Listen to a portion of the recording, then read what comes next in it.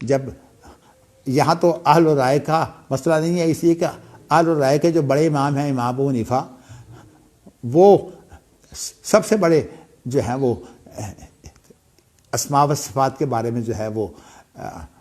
میں سمجھتا ہوں کہ دوسرے اماموں سے ان کو برتری حاصل ہے، اس لیے کہ ان اماموں نے کتاب نہیں لکھی، انہوں نے کتاب لکھ دی ہے، ان کی ایک ہی کتاب ہے فقہ الاکبر، اور اس کے اندر یہ تمام چیزیں جو ہیں وہ امام ابو حنیفہ بیان کرتے ہیں۔ تو اسی لیے امام ابو حنیفہ چونکہ گہرے مزاج کے تھے، اس لیے اس گہرائی میں جا کر جو انہوں نے اللہ کے اوصاف کی جس طرح جو ہے وہ توازن کی تفسیر کی ہے۔ حقیقت یہ ہے کہ اہل سنت کے وہ بڑے امام نظر آتے ہیں، لیکن ہمارے ہاں چونکہ اہل حدیث کا تعلق ہمارے اس وقت یہ عوامی اہل حدیث ہے نا، ایک تو علماء کا مکتب فکر تھا، وہ تو علماء کا تھا، اور اس وقت اہل سنت کے بڑے اماموں میں امام ابو حنیفہ کا نام جو ہے وہ بہت بڑے اماموں میں آتا ہے۔ تو اس اعتبار سے جو ہے وہ ہم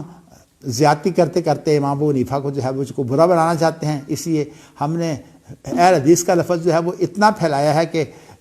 ائمہ سے ہوتے ہوئے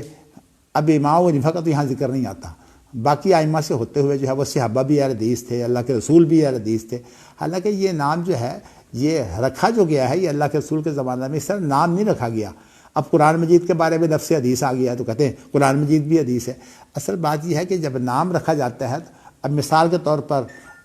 آپ عبد الرحمن ہیں، آپ کا نام ماں باپ نے عبد الرحمن رکھا ہے، اور کہنے کو آپ عبداللہ بھی ہیں، تو عبد الرحمن جب آپ کا نام لیں گے تو اس وقت یہ علم ہوگا، اور عبداللہ جب لیں گے تو مراد اس سے جو ہے وہ اس وقت کوئی وصف ہوگا کہ آپ اللہ کے بندے